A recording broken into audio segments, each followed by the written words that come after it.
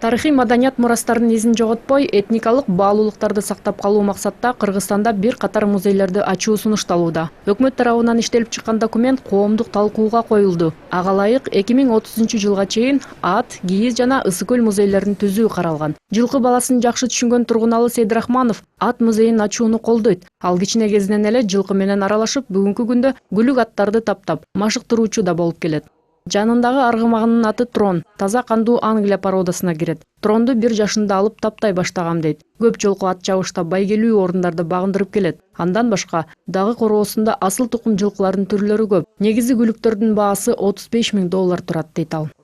Трон деген ат бул өзү тайында, кичинекей тайында келген, мага Кунанында жакшы месталарга, призовой месталарда жүрдү.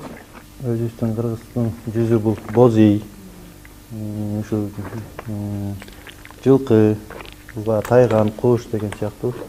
Ушу музей бизге керек, ушу жаш муундар, келечек муундар көрүп, ошону биздин ата бабаларыбыз кандай неметкен, ошо жөнүндө баардыгы коюлса, бул керек деп ойлойбуз да. Бүгүнкү күндө өлкөдө 58 музей бар. Алардын бири Улуттук илимдер академиясынын алдындагы зоологиялык музейи. Мында Кыргызстандагы айбанат жана канаттуулардын 257 экспонатка коюлган. Жакын арада жөргөмүштөрдүн бир нече түрү дагы көргөзмөгө киргизилет. Музейге кирүү акысы 30 сомдон. Мекеме Илимдер академиясы тарабынан каржыланып келет. Бул жактагы негизги көйгөй көп убакыттан бери музейде ремонт жүргүзүлө элек. Кызыл китеп кирген жаныбарлар бар, аларды бизге анча уруксат бербей атат. Ошон үчүн кээ бир экспонаттарды жаңыртыш керек. Бизде куштардын, көрүп турган куштардын 400-кө жакын түрү бар Кыргызстанда. Ошонун ичинен 257 бизде экспонаттар турат. Сүт эмчилердин 83 түрү, анын ичинен 22 экспонаттар бар. Жана балыктардан дагы 73 түрү бар. Түрчүлөр менен бирге 12 түрү жазалган, даже азыр да жасашыбыз керек.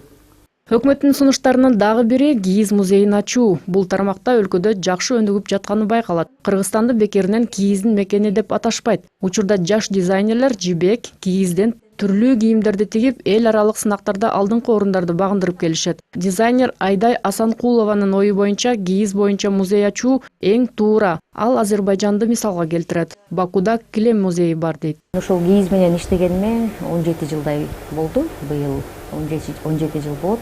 Негизи эле бул кыргыздын заманбап кийизи ошол 2003-жылдан баштап, 2004-жылдан баштап өнүгүп баштаган.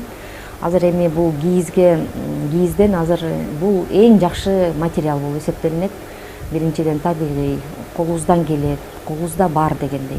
Мисалы үчүн бизде Кыргызстанда кийиз музейи болсо, ошол түзүлсө, ошого ылайыкташкан иш-чаралар да болмок да. Ошондон эле кайрадан ала кийиз жанданмак. Ал кайра кийинки колдонуп аткандардын азыркы заманбап биздин буюмдардын катарына кайрадан кирмек. Өкмөттүн музейлеринин санын көбөйтүү боюнча сунушу азырынча кагаз бетинде эле калууда. Аны ишке ашыруунун жол жоболору дагы иштелип чыга элек. Бул боюнча тапшырма Маданият министрлигине берилген. Андыктан жаңы музейлер кайсы жакта ачылат жана ага каражат кайдан алынат белгисиз. Айгерим Ногоева, Урмат Мамбеталиев, НТС.